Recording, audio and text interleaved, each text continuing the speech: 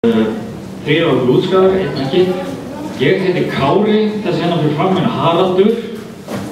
Hann hérna fyrir aftan borðið heitir Frímann og hér er hann, hvað heitir aftur? Einar, já. Jóndur. Herðu, hérna, við ætlum að fara um okkur öryggisatriði áður en við byrjum. Við ætlum að byrja á fjarlægðinni, þið komist ekkert upp á svið, en það er alveg ágætt, þið bara megið vera það sem þið eruð. Annað, ef eitthvað fyrir úrskeiðis, þá hérna vil ég bara biðja ykkur að labba rólega út. Ég læt ykkur vita ef eitthvað fyrir úrskeiðis hjá okkur. Ef að við viljum þau eitthvað óttasleiknir og allt í hverfum af sviðinu, þá hérna er best að forða sér burtu bara sem fyrst. Og já, eins að þið finnir skrýtna lykt eða byrjar að vökna með augun, þá farið bara út og fara út að slappa. Við erum með mjög hættuleg efni hérna, eins og alltaf. Við erum sem sagt allir í hvítum sloppum sem er mjög blettóttir, en það er einmitt enginn efnafræðinga. Við erum líka með hanska, bláa hanska, til að verja okkur fyrir sírum og einhverju svona ógeði. Ég er ekki með það, því ég er ekki frá glemni. Svo erum við allir, flestir með öryggisgleraugu, þannig að við fáum ekki neitt í augun. Ok, þá er bara ekkert annað að gera heldur en að byrja og við ætlum að byrja á svona smá kvikmyndareik.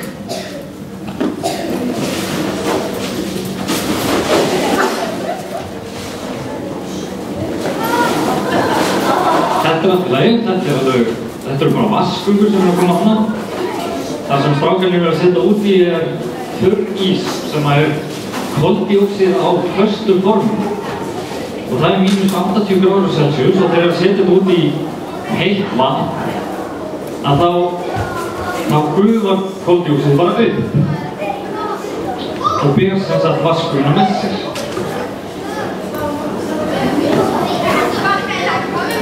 Þetta er mikið notað í kvikmyndareik í svona sjó og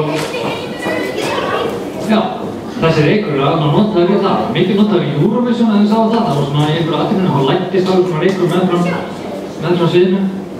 Það var alveg bara massíft mikið af þurrís.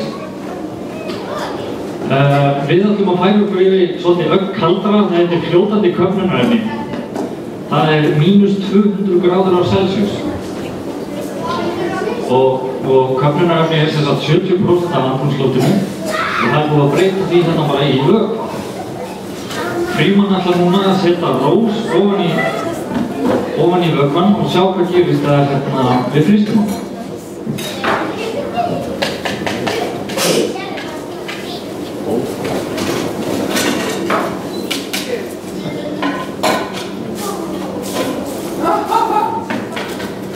Hún bara brotnar eins og bíleikar, en það mínus 200 gráður köld. Þetta er ekki það eina sem er að fyrsta. Við erum hérna með gúmmístígvél sem keypti með Europrís á 1500 kall. Alveg kostastígvél hérna. Haraldur er alltaf að tróða því hérna ofan í fljótandi köfnunarefni og frysta það.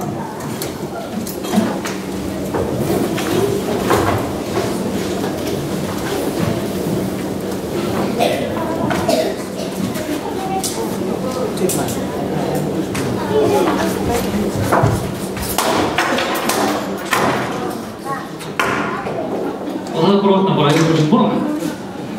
Þetta er alveg ískalt. Við ætlum núna aðeins að dreifa þessu til ykkar. Þetta er alveg ískalt, þannig að passið ykkur að halda ekki lengi á þessu einu. Annars fáum við bara bruna svo á götuna. Ég hins vegar sérmenntaður í að borða frosið kex. Hef ákveðið að taka það hlutverk af mér að frysta þetta og tróða þessu upp í munninn okkur. Sumir myndi segja að það væri afastan hugmynd.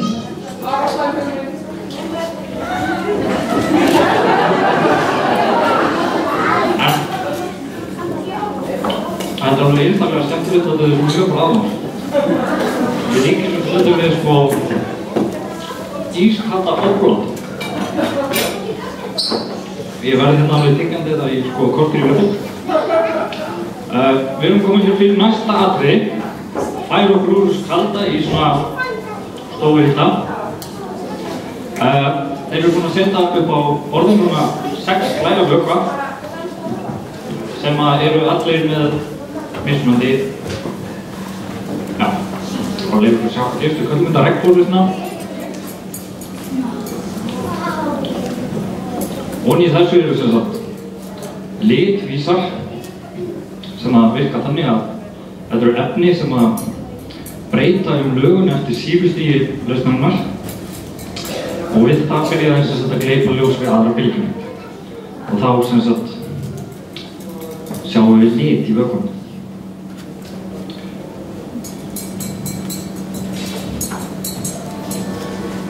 Svona aðeins fræðilegur kannski að þá sem það sem Einar var að setja út í þessa vökva er basi og hann rífur eina vetnissameind af þessum litvísi og þá einmitt líður honum ekki vel og vill breyta sig aðeins.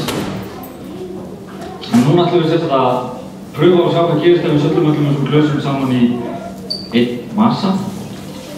Ef það kannski farið í myndmennt og séð að þið blandið öllum litum saman og þá farum við að hvað? Brúnt, svart, eitthvað brúnt.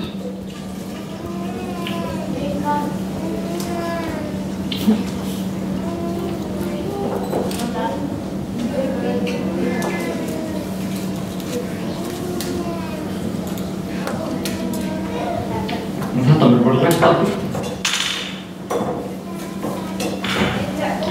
Það er vegna þess að við svindlum pínlítið, við settum smá sýru á botnin í sem virkar með þannig að þá snýrum bara þá breyta þessi litvísar aftur lögun og þá sjáum við ekki lengur lit.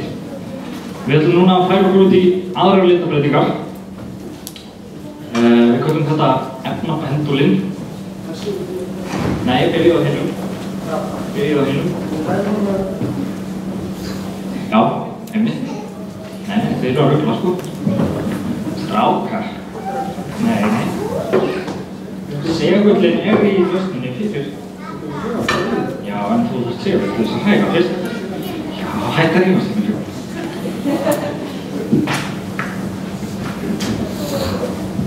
Já, við erum sem sagt komin með hana með segulhræru og við erum bara með eina segulhræru þannig að við eiginlega getum bara gert einn pendul í einu.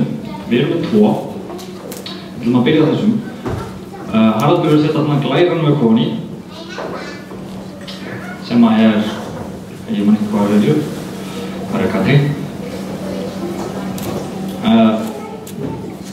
Já, það er sem sagt eitthvað hvítt flykki ofan í massanum en það er bara segull sem séum að hræra í lausninni.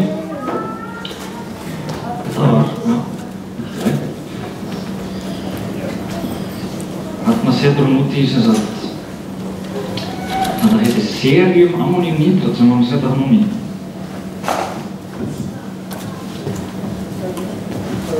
Og svo einhyrningablóð.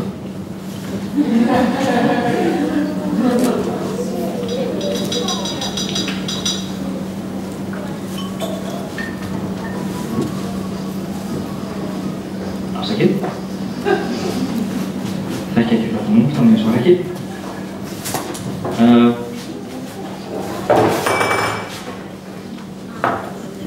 Þeir eru svolítið lengi í gang þessir. Þessi sem við setjum upp á Silvi, hann er hans fljótari, þannig að Frímann er bara að byrja að blanda næsta. Þið sjáu að það er bara gruggu laust hana á seglum, en hún er aðeins farin að breyta með. Og já, það er núna tær. Við köllum þetta efnapendul vegna þess að hann flakkar á milli lita. Það kemur bara af seglurinn núna. Við setjum næsta á. Við köllum þetta efnapendula því að hann veit ekki, sem sagt, hann flakkar á milli litavara fram og aftur, veit ekki eiginlega alveg hvað hann á að vera og er þá núna sem sagt, já, ok. Það er sem sagt alveg mörg hvörf í gangi núna í þessu lausn, við erum 30 hvörf og sem sagt 3 ráðandi sem að gefa sem sagt lit á lausnina, nú er hún sem sagt blá, svo verður hún rauð og svo græn.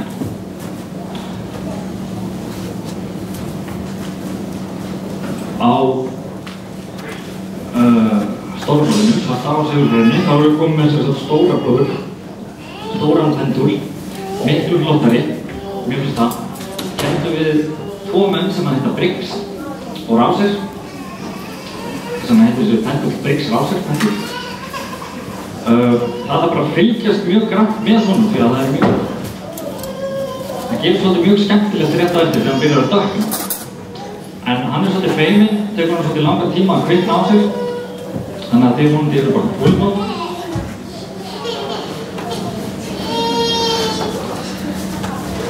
Eins og ég sagði kannski áðan, þá verður þetta vandræðilegt. Hann lætur bíða svolítið lengi eftir sig. Klöppum hann stundum í gang. En við skulum ekki vera að gera það núna. Ég veit ekki hvort það fara í gang aftur eða ekki, af því að við gerum þetta sem sagt ekki eftir uppskrift, þetta er bara eftir minni, Frímanns minni, þannig að þetta fyrir úrskeiðis, það getur við kennt honum. Það er hægt að kenna honum allt ef eitthvað fyrir úrskeiðis. En þeir ætla bara að undirbúa næsta atrið á meðan þessi bendull leyfa að fara að ganga aftur. Við færum okkur sem sagt úr stofuhittanum og yfir í aðeins meiri hitta. Þá erum við komin í eldinn og þurfum að setja upp hérna sprengislega. Nei, ekki strax, leyfa kannski pendulum aðeins að ganga, leyfa honum að sjá að hann er orðinn dekkri. Hvað er þetta?